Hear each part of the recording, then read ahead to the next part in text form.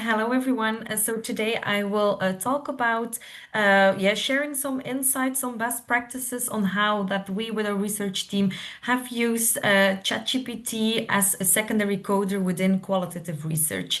So today I will talk about a paper that we have published on that. It's a methodological paper. We published that last summer. So if you want to, it's really a methodological practical guide with all the prompts in it on how that we have used ChatGPT as secondary coder. So if you want to consult it, you can scan this QR code or just Google it and go to the journal website. But today I will walk you through it and I will explain the reasoning behind all the choices that we made.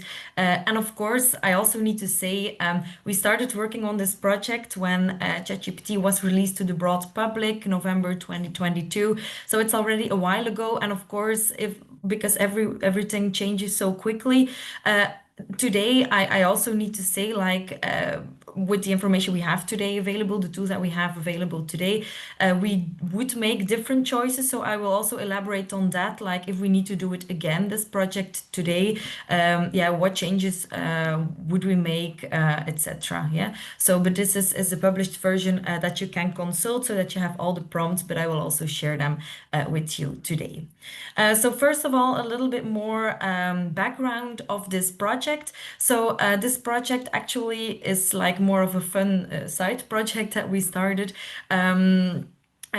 Based on a different study. It was on a study, so I'm in accounting education, where we did a qualitative study on why do our accounting students procrastinate. So that was like the main research question that we had in our research project. And of course, to study a why question, qualitative research is a very appropriate research method to conduct. So we conducted interviews with those accounting students to answer that question. It's a very rich method, but of course, it also consists of several steps that you need to do. Within your research methods. So it's also rather time intensive, despite the fact that it's very rich, that you have rich data. It's also quite time intensive. And I was conducting those interviews and doing that study at the time that ChatGPT was released, so in November 2022. I was also in the US at that time, so I was inspired by that environment, by that release. So we asked with the research team the question, like, for all those interviews, for that long process of qualitative research, how can we use those large language models that we can freely consult to help us, to assist us in qualitative research.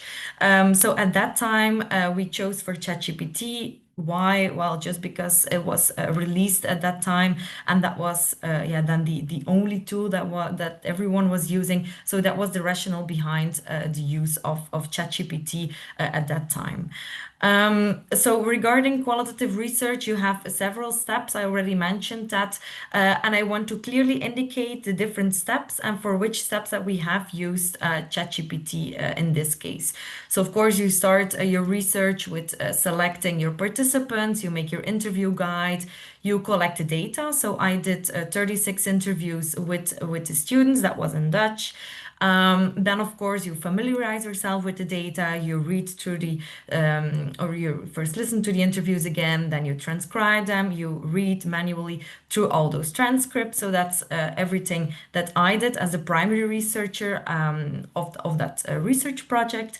Then we developed a coding scheme. Very important, we did that in a deductive method. It's a bit technical, related to qualitative research, but that means we developed it based on the literature. So based on the literature, we developed a coding scheme, and then we started to code and perform a content analysis on the data with the coding scheme.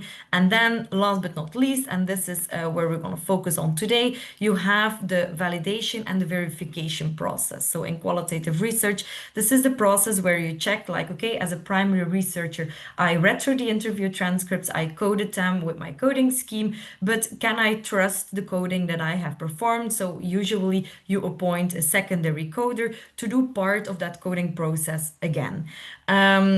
And so this is where ChatGPT came in, because we wanted to see, like, specifically for that last step within qualitative research, or for the validation, the verification process, can we use ChatGPT for that as a reliable secondary coder or not? So you see, like, all the first steps were all performed by a human, let's say. So step 1 until 5, I did that as a primary researcher. And then for step 6, we did ask to a second human, secondary researcher, secondary coder, to code part of the interviews again. And then for this research project, we were very interested, like, is ChatGPT able to do that? So that final step, the verification, the validation, was performed again by ChatGPT as a secondary coder. So in this case, we did step 6 twice, actually. So by a human secondary coder and by ChatGPT as a secondary coder, because of course we wanted to be able to compare, like, is ChatGPT reliable to do that or not? Yeah. So that's a bit of the background. I told you I will also share some insights, some things that I've learned from that process, and I would do differently today. And I think if we look at these 6 steps, then first of all, I did the transcription back then. So what is it, 2.5 years ago, almost 3 years ago, with the Word Online, the 365 online version. That was good. I got good transcriptions. But now, and I speak for Ghent University, we have a Whisper AI license that runs on the supercomputer of our university. So if I would need to transcribe interviews again, then of course I would use that kind of tool, because it's like yeah, safe within our university. And of course the same holds for the tool. Back then we chose to do this with ChatGPT, but if I would do it again today, I would definitely choose to do it in Copilot again, because our university has a license, and then we are in the Ghent University ecosystem, let's say. So these are already 2 takeaways that I definitely want to give to you for if you want to play and try this yourself. Then how do we do it? So very practically. So of course we developed our guidelines, let's say, on an existing framework. Back then it was on a working paper of the COC, but now that paper is also published last year. So you can also consult that if you want. And that's a paper in accounting, because we are working in the field of accounting.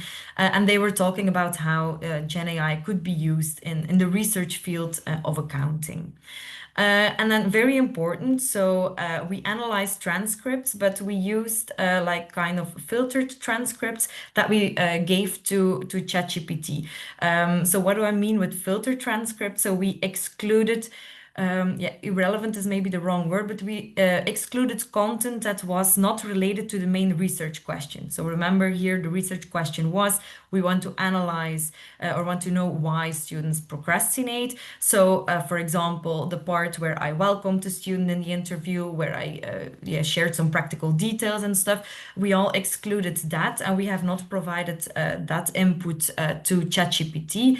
And then, of course, very important, we removed all identifiable and personal sensitive information that was in the interview transcript. So, yeah, all the names of the students were deleted when we provided the transcript to ChatGPT, to the model.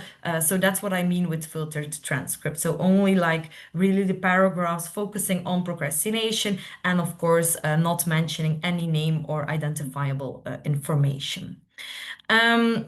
We developed a different sequence of prompts. I will share them with you in a minute. And we did that on the rule-based approach. So I will explain you what that means. So we provided the model with information, and we said, like, okay, this is rule 1. Please remember this rule, and also, yeah, of course, apply that rule in your analysis. So that's like the rule-based approach that we have used. And we combined that with a few shot approach. What does that mean? Well, within our prompt, we have also included some examples. So examples like, okay, this is the input, this is how we would solve it, and this is the output. So like we worked out one interview transcript, we did that a second time, and we did that a third time, so that the model also sees like, okay, this is what I would get, this is how I need to solve it, this is how the output should look like. So we provided that in 3 examples, and then we said like for the 4th example, okay, let's go, now it's your turn. Yeah, so we combined the rule-based and the few-shot approach to do our analysis. And now I think you're all very interested in all the different prompts that we have used to perform the interview analysis with ChatGPT as a secondary coder. And these are like 7 prompts, and I will walk you through it. But of course, they're also in the paper, so you can use them and read them at your own pace. But at the beginning, we first designed a prompt where we explain to the model what its role is. So here we say like, okay, you are a researcher, you're gonna perform a qualitative textual analysis, etc. And we will also explain that the transcripts are in Dutch. And then remember that we adopt a rule-based approach. So we said like, okay, the role that you are assigned to, well, this is rule 1, and keep that rule in mind throughout the entire analysis. And then, of course, after this prompt, I don't want ChatGPT to give me a full response immediately. So I said like, you just need to wait. You can only start when I say analyze. And in the meantime, just respond that you have processed this rule and that you wait for the next input. Yeah. So this was the first prompt. So we assign a role to ChatGPT. Then after this, the second prompt, we explained the task. So here I said like, okay, we interviewed first year students. Your task is to extract the reasons for procrastination. And very important, if you want the model to execute that task properly, you of course also want to model to know what procrastination is or how we defined it in our research. And so here I explained the definition that the model needs to keep in mind when analyzing the data. And I said like, okay, the task, this is rule 2. So you need to remember this as the second rule. Yeah, so this we had the role, we had the task, so that was the second thing.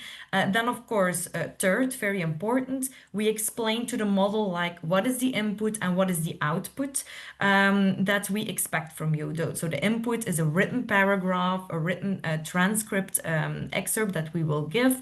And as output, we expect you to provide it here in this format. So in the output, we always expect you that you say first like analysis completed, and then you list all the reasons for procrastination.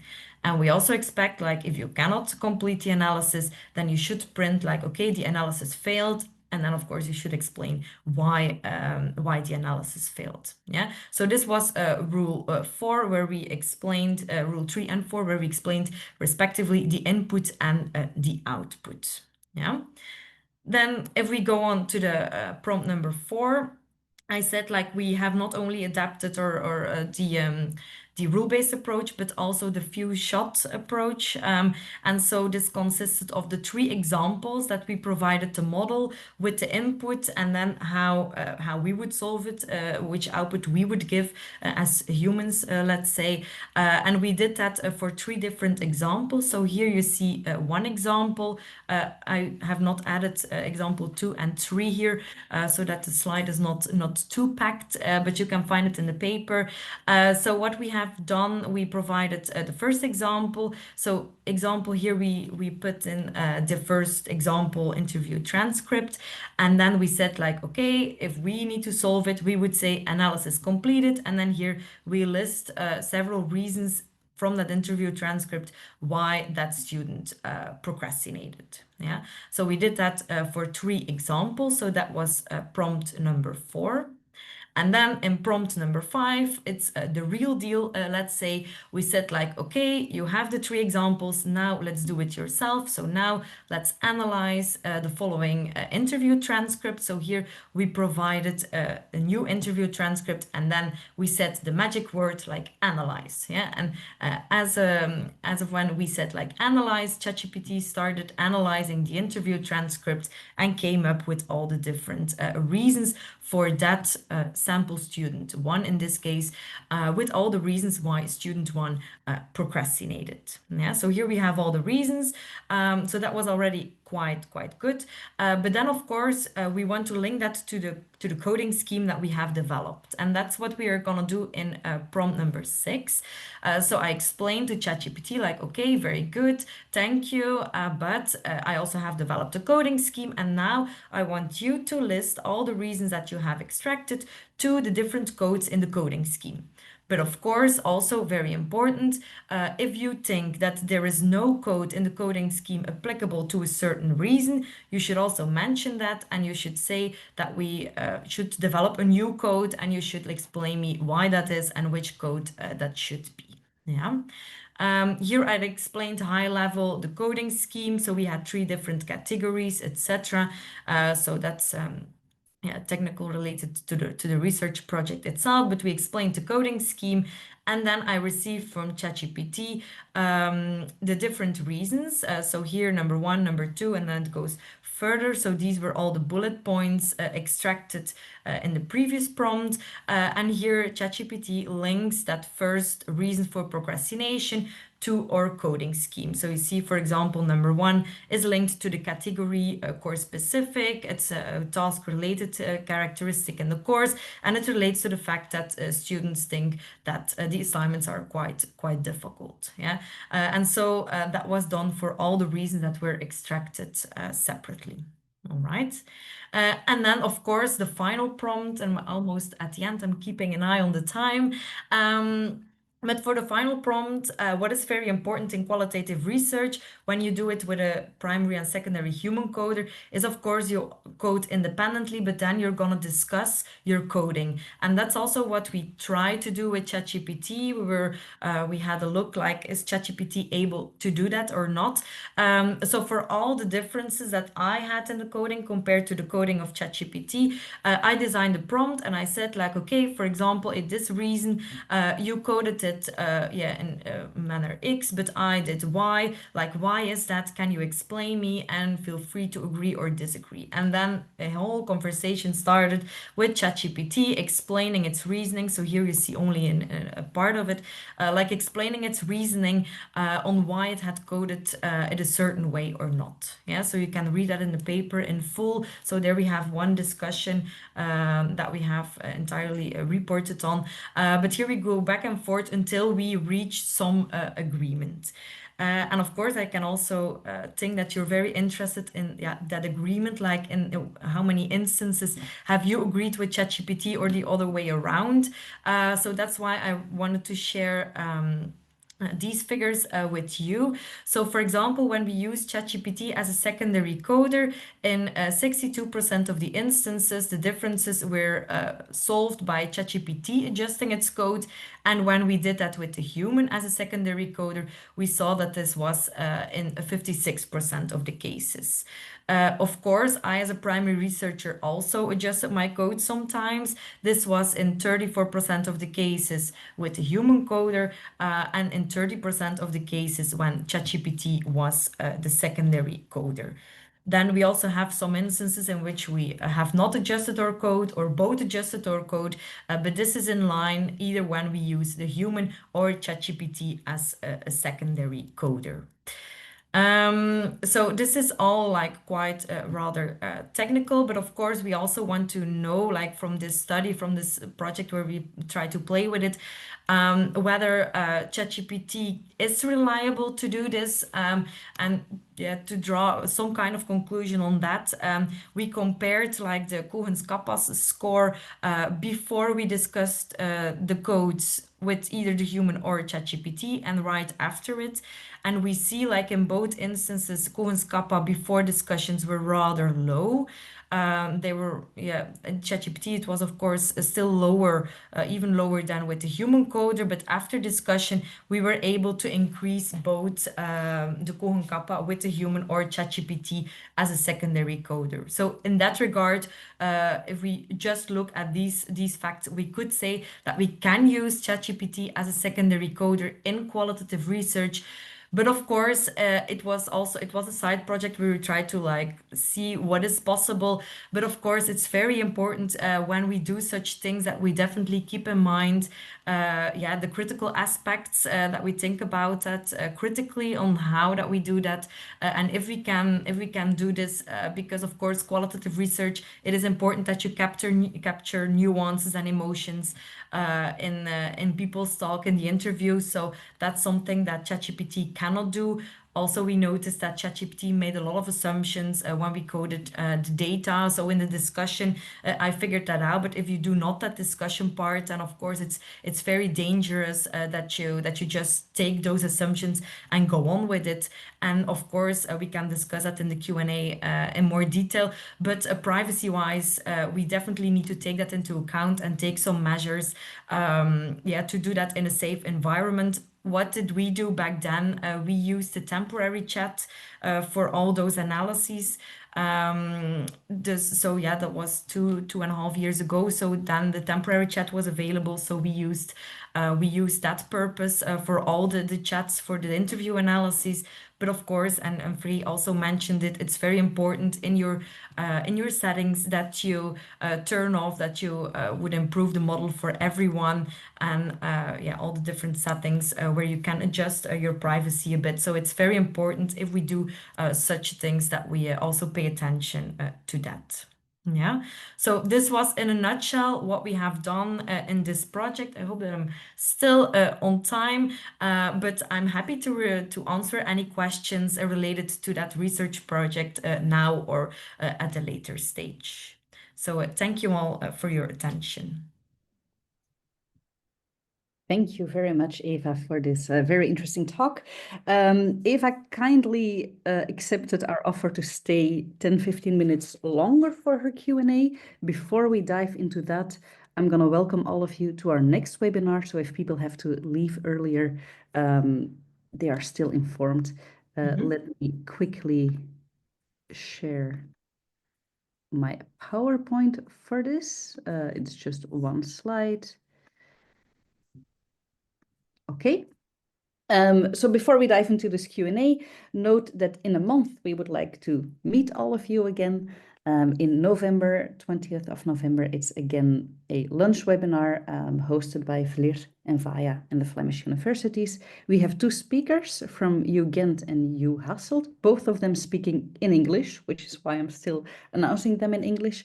Dr. Maxime van Haverbeke will talk about vibe coding, and Professor Gustavo Rovelo Ruiz will be talking about teaching in GenAI times. So do put this in your calendar. If you're not good at calendars, don't worry. VAIA has got you covered. You can subscribe for our reminder, and then we will do that. So I hope to see you again next week. We will dive into the Q&A, but let me thank Team VLIR again, Team VAIA, and of course, Frey and Eva for your wonderful talks. Now, Eva, thank you so much for agreeing to stay a bit longer. I will open your Q&A now.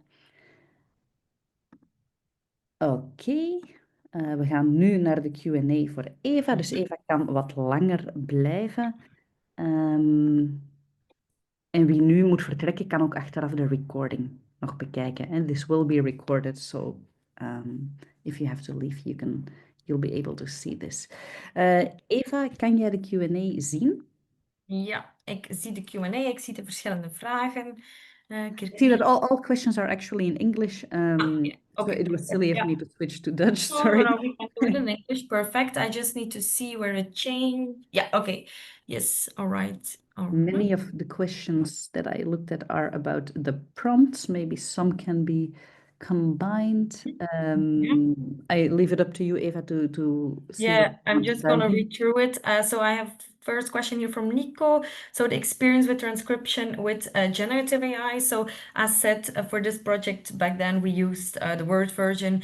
That was okay, but of course, that's not generative AI. So I now tried it again with the Whisper AI, and it's way better. It's actually it's very good. I would now always use Whisper AI for transcriptions for interviews. Yeah, it was very good quality. Also, like like if there were like different people speaking, it was also captured well. So yeah, I think now Whisper AI is a very good tool to do transcriptions with. So I hope that that answers Nico's question. Then I will just go through it chronologically, Lisa, or... Dat is prima, Eva. Ik denk gewoon dat sommige vragen kunnen we misschien Yeah, bundelen. yeah. En sommige vragen zijn ook meer geüpvote. Yeah, okay. I have not read through all of them. Maybe I first do one who is upvoted. So I see a question of Jeff, who is upvoted with a thumbs up. So the prompts, the question is about the prompts, if they were in English or in Dutch. So the prompts were in English because yeah, it was at the time that we were all still figuring out like these models, how do they work? And then I read some articles back then that they said like it works better when you ask your questions in English. So that's also why we did that. It was also based on for example, that paper of de Kock that's published now. So that's why we did it in English. I think nowadays, yeah, I would do it again. I would do it in Dutch actually because we see like that doesn't matter anymore from our own experiences. But yeah, back then we did it in English with the Dutch transcription indeed. So that's that. So I hope, Chef, that that answers your question. Then Kurt, I see, and that's upvoted twice. So Kurt disappeared. Where is it? Yeah. So have you used, why have you used different prompts, not one big prompt? It's because of the rule-based approach that we have so many different conditions, so many different steps, let's say, that the model needs to follow. And if we do it all at once, so we started with that, then it was not performing at all, not performing well at all at that time, of course. So that's why we broke it down into separate parts and to go on with the rules, like first is a first rule that we set, and then like please remember that rule. So that's why we split it up in the different parts because it just performed better. It's also like the model that still holds today. It all reads everything at once. So the longer the prompt, the harder it is to read that in depth. So that's also why we have split it up in different prompts. But that's maybe related. I saw a different question, but I don't know where it is regarding to the thinking models. The reasoning models. It's also by Yeah. Nico. Okay, yeah, also by Nico. Thank you, Lisa. It's also related to that. Like right now, we have the thinking models, we have those reasoning models. So, what is the benefit of that reasoning model? Is that it first, like, yeah, thinks, let's say, before and makes a plan on how to execute the different tasks. So, if I would need to do it today, that project, I would definitely use a thinking model to see like is it better to do that. I would assume so. I would also assume that all the different rules that we don't really need them anymore, but I would need to play around with it and see if the performance is equal. But yeah, the thing that we did like with the rule-based thing, it's really similar to what the thinking models do nowadays. So that's also definitely a very good comment from Nico to try it again with the reasoning models. Yes, thank you for that question. There's some questions also about reliability and time saving. Yes. So about time saving, so that's in the paper. So we calculated the time saving, and you save a lot of time when of course ChatGPT analyzes the interview. So prompt 1 until 6, that's it. So there you save a lot of time. So it was in the calculations. ChatGPT only needed 3 minutes to go through all the prompts and one interview transcript, whereas the secondary human researcher needed 45 minutes because, of course, you need to read through it, you need to familiarize yourself with the coding scheme. It takes a while. But then for the discussion part, it took us longer with ChatGPT compared with the human. With the human secondary coder, we just had a meeting, we sit around the table, and we discussed it face to face. And that only took us around 10 minutes for each interview. But with ChatGPT, it took me 22 minutes because each time I had to type it out. I had to see like, okay, this reason, okay, I coded this like this, and then of course you need to type it out. So it takes some more time than just having a face-to-face meeting with a person. So that was time saving wise, yeah, the biggest aspect that we have noticed there. Yeah, and then I think some questions, maybe if I can be grouped, I see by Mhm. most different people, questions about reliability, Yeah, trustworthiness of yeah, the LLM as a primary coder, yeah, the yeah. So risk as a, of yeah, I'm sorry. psychophancy or sycophant, I never know how to pronounce it. Maybe they all come Yeah. together a little Yeah, bit. of course. Yeah, I see here the question of Nico as a primary coder. I would never use it as a primary coder. If I do the project again, it would always be like in the same sequence. So the first 5 steps that or the primary human researcher, that they perform it themselves, and only as a secondary coder that you can include an LLM, let's say, or a GenAI tool. I think it's very important because yes, it's your data, that you still familiarize with it yourself, that you don't give it away to the model. It's also just my own thoughts about it. And it's also like the philosophy of our university, that GenAI tools can support you and can assist you in performing those tasks, but of course not being the primary researcher of a research project. I think then that we're in that regard, then that would be very dangerous, I think. So as a primary coder, I would never use it myself. That's just, yeah, my own thoughts and my own experience. And privacy wise, yeah, it's hard. Yeah, for privacy reasons, I would definitely use Copilot, but then we have with thinking models downside. But for privacy reasons, I would use Copilot nowadays. Yeah, in ChatGPT, you can make all those restrictions and use a temporary chat like we did.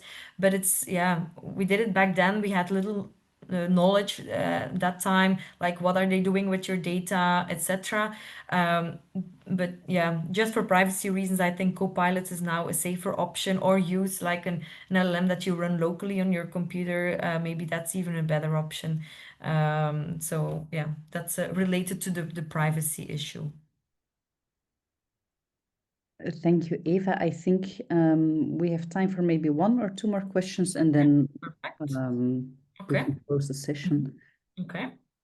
And then I There's would, some questions because I'm trying to mark them as done as you talk, but yeah. maybe I'm missing Uh, some. So the Copilot one, I think you answered. yeah.